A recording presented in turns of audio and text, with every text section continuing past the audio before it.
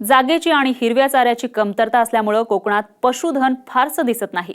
मात्र रत्नागिरी तालुक्यातील पाली गावात राहणाऱ्या विलास सावंत या शेतकऱ्यानं या समस्यांवर मात करत पशुपालन व्यवसाय सुरू केलाय।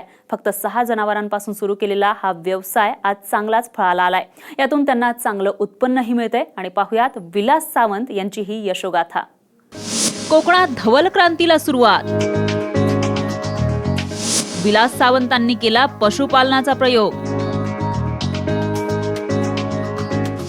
दुग्ध व्यवसायातून मिळतोय चांगला नफा।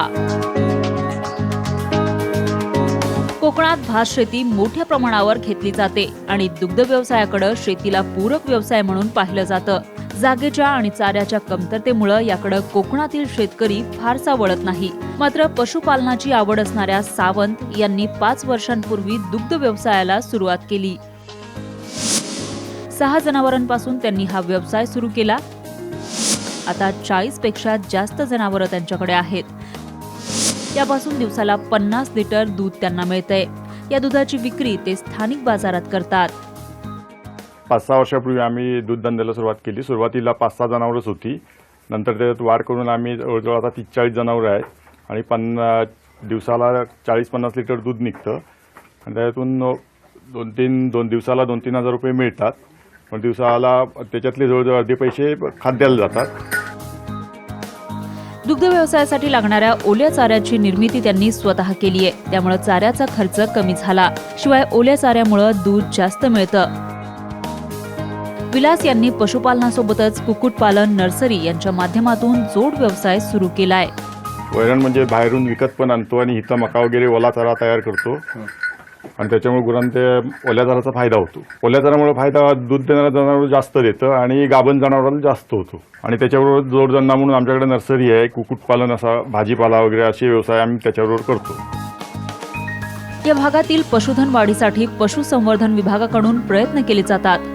शासकीय योजनेतून शेतकऱ्यांना चांगल्या जातीच्या जनावरांचा पुरवठा केला जातो। या योजनेचा लाभ सावंत यांनी घेतलाय। ज्या दुधाला मागणी असेल त्याचा पुरवठा विलास करतात। त्यासाठी वेगवेगळी जनावरं त्यांनी आपल्या गोठ्यात पाळली आहेत। सावंत यांच्यासारखे शेतकरी उभे करण्याचा प्रयत्न पशुसंवर्धन विभाग करतोय।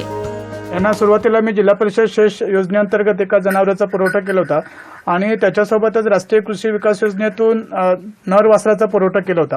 तर मग त्याच्यातून त्या नर वासराचं रूपांतर जेव्हा असं रेड्यांमध्ये झालं आणि त्यांच्या गोठ्यात जेव्हा चांगल्या जातीची पैदास व्हायला लागली, त्याच्यातून त्यांना दुग्ध व्यवसायाची आवड निर्माण झाली आणि म्हैसीच्या दुधाला चांगला भाव असल्यामुळे त्यांचा हा धंदा एक चांगल्या पद्धतीने चालू राहिला। सुरुवातीला त्यांनी 5-6 म्हशी होत्या।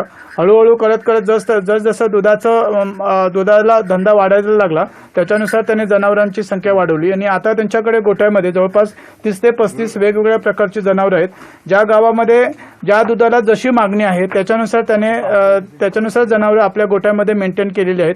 गावठी प्रशासकीय अधिकाऱ्यांची मदत मिळते। जनावर वापाला वगैरे आलं, आजारी पडलं ते लगेच येतात। चारा बियाण्यासाठी त्यांचा अर्ज परिपूर्ण प्राप्त झालेला आहे। शासनाच्या ज्या योजना तयार असतात त्या योजनांसाठी ते इच्छुक असतात आणि ते प्राधान्याने घ्यायला असतात। त्याच्यामुळे हे येथील एक प्रगतशील शेतकरी आहेत आणि यांचे जे संस्था प्रमुख आहेत श्री राजन नलावडे हे सकारात्मक दृष्टिकोनातून मॅक्झिमम शेतकऱ्यांसाठी काम करत असल्यामुळे ते तसे पशुसंवर्धन विभागाचे एक वारकरी आहेत। कोकणात दुग्ध व्यवसाय फारसा वाढला नाही। शासन स्तरावर योग्य ते प्रयत्न झाले आणि सहकारातून लोकांनी एकत्र येऊन दुग्ध व्यवसाय सुरू केला तर निश्चितच या भागात सहकार रुजेल।